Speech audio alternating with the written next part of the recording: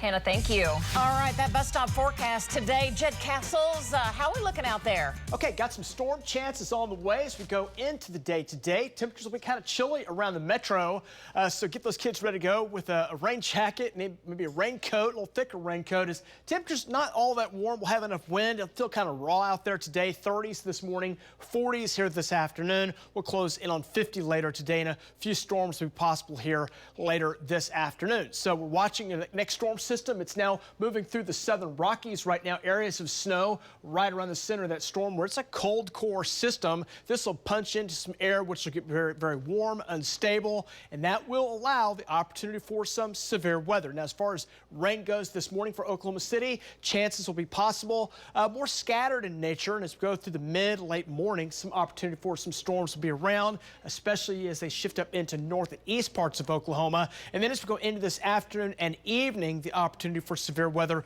will rise even more, with the best chances for severe weather across southern into southeast parts of Oklahoma, although that chance will extend all the way up here to the central and the northeast parts, but that'll be more a wind or hail event as those storms develop here later today. The tornado threat, it's going up southeast Oklahoma, Ardmore, Atoka, Hugo, Idabel. Just get ready to go. That's going to be the threat here coming up today. And the hail zone also going to be a story with the hail threat going up to golf ball, maybe as large as tennis ball size hail.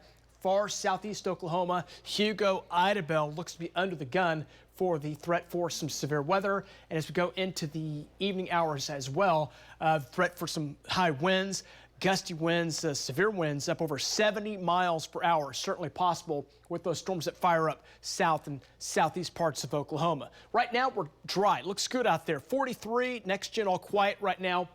Northeast winds at 11. Wind chill checks in at 37 starting off this morning. Forecast calls for a few scattered showers developing to get a bit more widespread as they lift up into north and east parts of Oklahoma. Those move out, and here comes the next round. This will be the big round that comes in later this evening across parts of central, eastern Oklahoma. Again, those storms will develop. We'll have a chance of being severe, especially down here in the far southeast part of the state. Clayton, Hugo, Idabel. Be careful because those areas could see some significant severe weather, including the risk for a large tornado. That's something that's going to be possible down there. That moves out into Arkansas. Weather overnight will start to quiet down some, although the winds will kick in behind that storm as it moves off to the east. Could end with a little bit of snow. Right now, that does not look to be that big of a deal. Right now, we're talking 40 here at 8 o'clock this morning, 48 this afternoon, so not a big warm-up today. It will just be a slow warm-up as we go from 30% chances, may nose up to about 60% toward 10 o'clock, and then chances through the afternoon also look to be in that 30-40% range as well. So not locked in at 100%.